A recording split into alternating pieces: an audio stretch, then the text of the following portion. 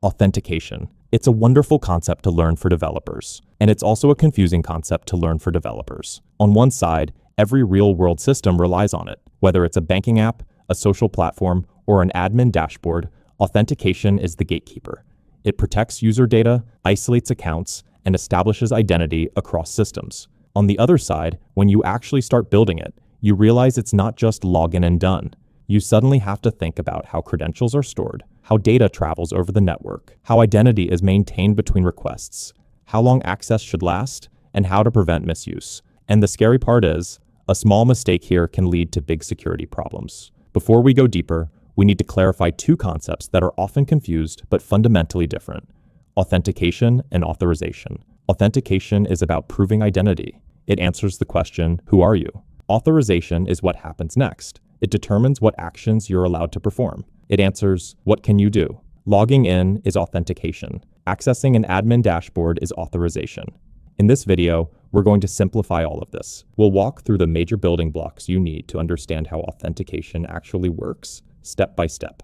Let's talk about one of the simplest authentication mechanisms: basic authentication. Basic auth is exactly what it sounds like, basic.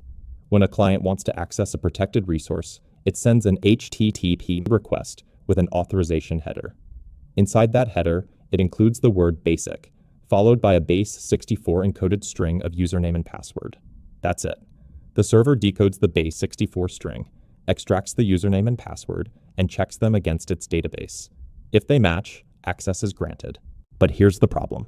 Base 64 is not encryption, it's just encoding. Anyone who intercepts the request can decode it easily unless the connection is protected with HTTPS. Even then, basic auth sends credentials with every single request. There's no concept of logging in once and staying logged in. The browser keeps reattaching the authorization header that carries the username and password again and again. That's inefficient and not ideal for modern applications. So we needed something better. That brings us to sessions. Sessions were designed to avoid sending the username and password on every request. Here's how sessions typically work. When you log in with your credentials, the server verifies them. If they're correct, the server creates a session object on the server side. This session might contain your user ID, roles, and other metadata. The server then generates a unique session ID, usually a long, random string, and sends it back to the client in a cookie. From that point on, the browser automatically includes that cookie with every request to the same domain. When the server receives a request with a session ID, it looks up that ID in its session store, maybe in memory, a database, or a cache like Redis. If it finds a valid session, it considers the user authenticated. Notice what's happening here. The sensitive data stays on the server. The client only holds a meaningless identifier. This is called stateful authentication because the server maintains state. It remembers who you are between requests. This model worked extremely well for traditional web applications. But as APIs and distributed systems became more common, stateful sessions started to show limitations. If you have multiple servers behind a load balancer, each one needs access to the same session store. That adds complexity. So the industry began moving towards stateless authentication. This is where bearer tokens come in. A bearer token is essentially a credential that grants access to resources.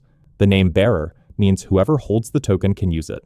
When a user logs in, instead of creating a server-side session, the server generates a token and sends it to the client.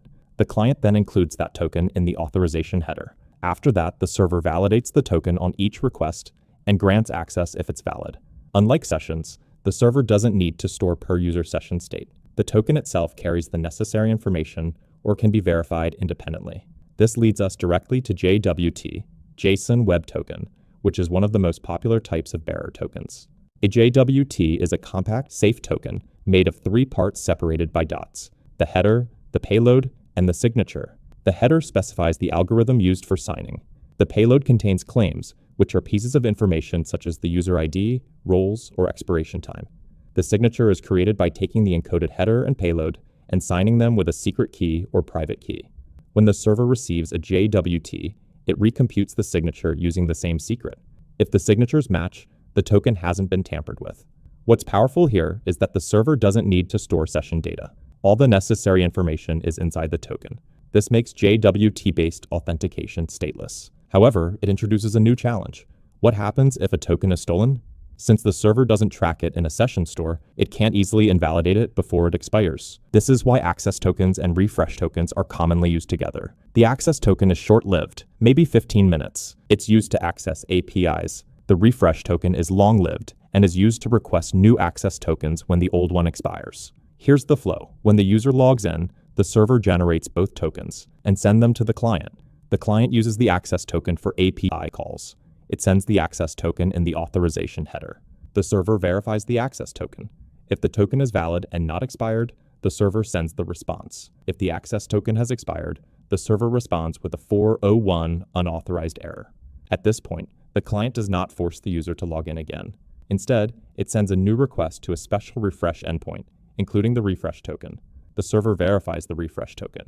If it is valid and not revoked, the server generates a new access token, and sometimes a new refresh token as well. It sends the new tokens back to the client. The client replaces the old access token and retries the original request. This time, the server verifies the new access token and returns the protected data. This entire process creates a smooth user experience. Short-lived access tokens reduce risk if stolen. Long-lived refresh tokens reduce the need for repeated logins. So we get a balance between security and user experience. Now let's zoom out and talk about OAuth, because many people confuse OAuth with authentication itself. OAuth is actually an authorization framework. It allows one application to access resources on behalf of a user in another system without exposing the user's credentials. For example, when the user clicks Login with Google, your app redirects the user to Google's authorization server. The user logs in directly on Google's page and grants permission. Google then redirects back to your app with an authorization code. Your app exchanges this authorization code with Google's server to obtain an access token. This token allows your app to access certain user information, such as email or profile data, depending on the permissions granted. Notice something important here. Your app never sees the user's Google password. The password stays with Google. Your app only receives a token that grants limited access. So how does it work under the hood? There are several flows, but the core idea is this.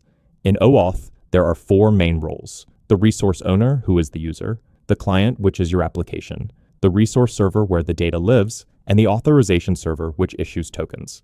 The client redirects the user to the authorization server. After successful login and consent, the authorization server redirects back with an authorization code. The client exchanges that code for an access token. Then it uses that access token to call the resource server. OAuth only cares about issuing access tokens that allow a client to access protected resources. It does not define how the client learns the user's identity or who the user actually is.